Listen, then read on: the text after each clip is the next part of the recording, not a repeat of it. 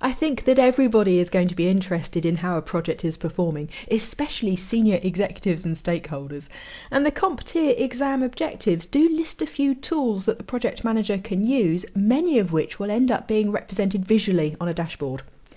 So I think we can see why we need these tools. We need that definitive measure of how the project is performing across a variety of metrics, whether it's progress measurements such as whether we're behind or ahead of schedule, and maybe whether we're over or under budget and whatnot.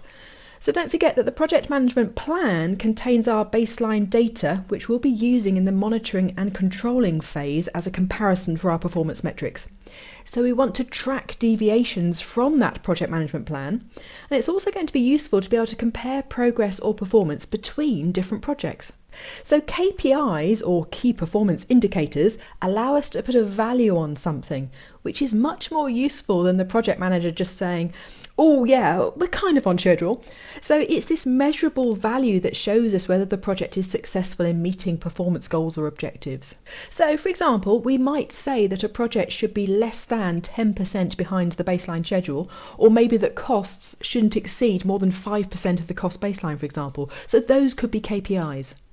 And because we're putting a figure on these things, then it becomes easy to visually represent our KPIs in a dashboard.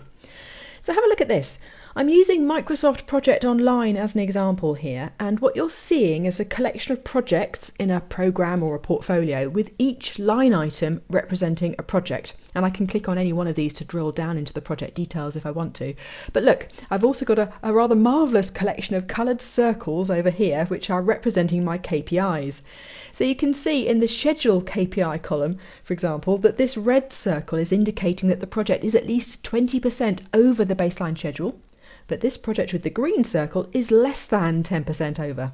So we've used our underlying business rule to visually represent our KPIs. And let me tell you, stakeholders just love these kinds of views.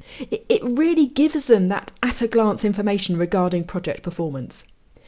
Now you might also hear the term KPP, or Key Performance Parameters, which is a similar idea again. We're putting a number on metrics in order to measure performance. But this term is most commonly used in the US Department of Defense, where KPPs are described as key system capabilities that have to be met in order for a system to meet its operational goals. With the balanced scorecard, we're taking a bit of a step back here and looking at how we're performing with regards to meeting the organisation's strategic goals, of which of course our projects will be part. But think of a balanced scorecard as a management tool looking at the overall business performance rather than the detail of specific projects.